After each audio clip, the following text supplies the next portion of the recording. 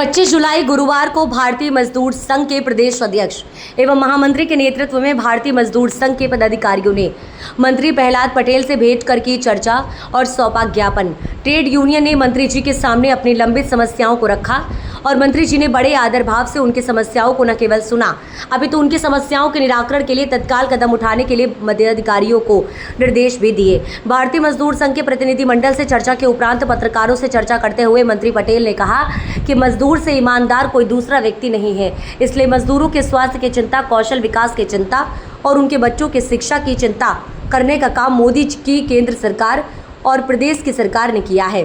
साथ ही उन्होंने ये भी कहा कि दुर्घटना और बीमारी के समय केंद्र और राज्य की सरकार सदैव मजदूरों के साथ खड़ी है। भारतीय मजदूर संघ द्वारा मजदूरों के वेज रिवीजन में हुई देरी पर नाराजगी व्यक्त करने के संदर्भ में मंत्री पटेल ने उन्हें वेज रिवीजन का आश्वासन भी दिया है। कई मजदूर ऐसे होते हैं जो खतरनाक या अति खतरनाक श्रेणी के श्रमिकी करते हैं, जैसे पेस्टिसाइड की बोरी उठाने वाले, सीमेंट की बोरी उठाने वाले या कोई बारूद की बोरी ढोने वाले श्रमिक। ये सभी श्रमिक किसी अनाज या सामान्य श्रेणी की वस्तुएं ढोने वाले श्रमिकों से अलग होते हैं।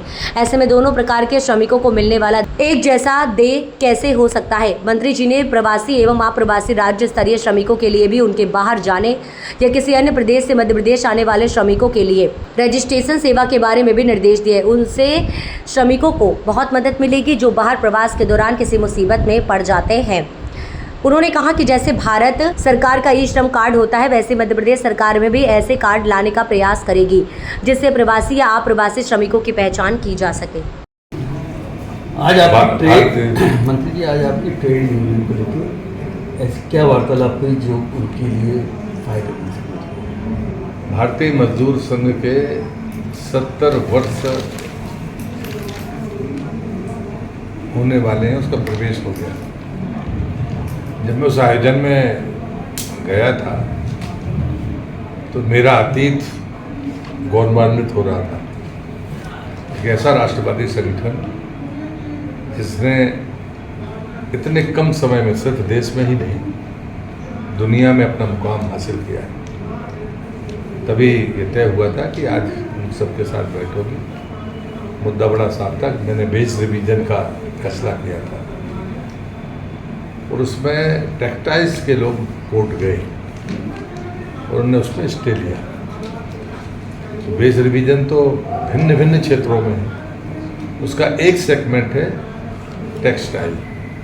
भारतीय मजदूर संघ का ये कहना है कि बाकी लोगों को तो आपत्ति नहीं है, इसलिए आप कैसे भी ये टैक्टिस अपनाई जा रही है ताकि गरीबों को उसके वेज रिवीजन का फ़ायदा ना मिले, तो इसका कोई रास्ता निकालिए।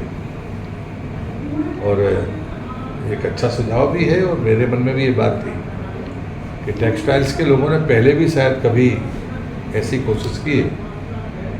तो मैं एक बार अपने अधिकारियों से, और हम सब साथ में बैठने वाले हैं 31 तारीख और 1 तारीख को, तो मेरे जितने भी जानकार सीनियर अधिकारी हैं उनके साथ, और जितनी मेरी कानूनी समझ है कानूनों में, कि क्यों ना टेक्सटाइल्स के सेक्टर को छोड़कर अन्य सेक्टर्स में जिनको आपत्ति नहीं है, सेक्टर वाइज क्लासिफिकेशन के साथ हम फिर से एक बार उस फॉर्मेट के साथ आगे बढ़े। उदाहरण के लिए कि हम मालिक सेक्टर है, लेकिन जो आदमी सामान्य हमवाली करता है, कपड़ा उठाता है, उसके लिए तो कोई खतरा नहीं है। लेकिन अगर वो पेस्टिसाइड की बोरी उठाता है तो वो अति खतरनाक में आएगा। तो हम्माल होने के बाद भी इसका बेस एक नहीं हो सकता। सीमेंट की बोरी उठाएगा तो और भी उसके स्वास्थ्य को विपरीत प्रभाव पड़ेगा, कहलाएगा हम्माल, लेकिन इसका बेस रिवीजन करते समय एक सा नहीं हो सकता। अगर वो ही किसी एसिड की फैक्ट्री में या बाकी जगह काम करता है, बारूद के ढोने का काम करे, तो जहाँ खतरे बढ़ते जाते हैं, हमाल होने के बावजूद भी कैटेगरी हमाल की होगी, लेकिन उसके वेज रिवीजन में हमें उसके बारे में सोचना होगा। वो उस क्लासिफिकेशन के लिए मैंने निर्देश दिए थे और इन सब बातों को एक सामूहिक बैठकर, कोर्ट में तो हम जा ही रहे हैं, लेकिन अगर उसमें विलम्ब लगेगा तो हम उस सेक्टर को अलग करके बाकी सेक्टर के साथ आगे बढ़ने का काम करेंगे। मैं भारतीय मजदूर संघ की आपत्ति से सहमत हूँ कि मजदूरों का वेज रिवीजन तो 2014 के बाद हुआ है, तो मुझे लगता है कि उसमें विलम्ब नहीं होना चाहिए। हर 5 साल में, और मेरी कोशिश होगी कि हम 5 साल के पहले ही हर बार एक ऐसा साइकिल बनाएंगे ताकि बेस रिवीजन हो और उसमें तमाम लोगों की सहमति हो। मंत्री जी, जैसे आपने कहा कि 70 साल भारतीय मजदूर संघ को स्थापित हुए हो गए और 40 साल से मैं समझ रहा हूँ कि आप उनकी सेवा, मजदूरों की, श्रमिकों की सेवा कर रहे हैं और आज आपका विभाग भी श्रम विभाग है क्षेत्र से।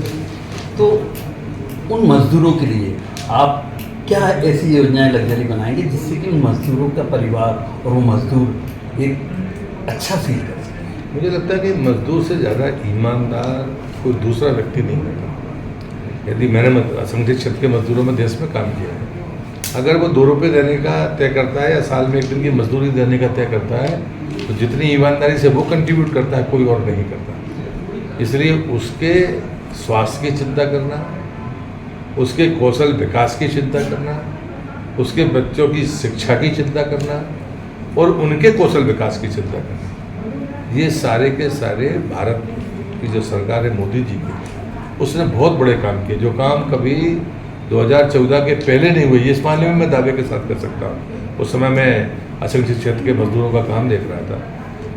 पीएफ कटता था और कभी मजदूर को नहीं मिलता था। अनक्लेम्ड पीएफ दिल्ली में, मुंबई में, महानगरों में, मतलब दिल्ली का आंकड़ा मुझे आज भी याद है, 27,000 करोड़ रुपये था अनक्लेम्ड। और वो यूनिक आइडेंटिटी नंबर पीएफ का देने वाले देश में पहले कोई व्यक्ति थे तो वो नरेंद्र मोदी थे। जो लोग रेहड़ी पटरी पर काम करते थे उसका प्रयोग देश में अगर पहली बार हुआ तो अटल जी के समय हुआ। हमारे साहब सिंह जी वर्मा, जो बाद में दिल्ली के चीफ मिनिस्टर बने थे, वो श्रम मंत्री थे, उनने किया। देखिए, मजदूरों के प्रति निर्णय लेते समय हमारी संवेदना और समझ दोनों की जरूरत पड़ती है और उनकी ईमानदारी और मेहनत सिर्फ परिवार पालने की नहीं होती। वो ऐसा काम करते हैं जो देश को भी उसका लाभ मिलता है। और इसलिए मैं मानता हूँ कि चाहे संबल योजना हो, दुर्घटना में और बीमारी में सरकार उनके साथ खड़ी है। ये चाहे मध्य प्रदेश की सरकार हो, चाहे केंद्र की सरकार हो, उनकी मेहनत की कमाई पर कोई डाका नहीं डाल सकता। एक उदाहरण मैंने आपको दिया है। तीसरा होता है कि उसकी खुद की जगह नहीं होती है। क्या हम सरकारी जगहों पर प्राथमिकता के साधनों को स्थान दे सकते हैं, रोजगार के अवसर दे सकते हैं? हुनर के लिए हमने बहुत सारी, जैसे यही भोपाल में स्ट्रीट है, तो जिसके पास हुनर है वो आए और अपना सामान बेचे और उसको कोई किराया ना देना पड़े, वो चला जाए। तो एक बार ब्रांडिंग होने के बाद में चीज़ें चल सकती हैं। अब तो और अलग ज़माना आ गया है। अब अगर हम ऑनलाइन कहीं हुनर की बिक्री करते हैं या अपने आप को अपग्रेड करते हैं तो हम वो करते हैं। प्रशिक्षण में हम गंभीर हैं। अगर कोई है तो जैसे 100 दिन का कोई मजदूरी मनरेगा में करता है तो मजदूर को नहीं, उसका बेटा भी चाहे तो हम उसको कौशल प्रशिक्षण दे सकते हैं। बेटे को मजदूरी करने की ज़रूरत नहीं है। जो परिवार 100 दिन की मजदूरी कर चुका है उसको ये अधिकार है कि वो अपने परिवार के एक सदस्य को कौशल की ट्रेनिंग दे सकता है।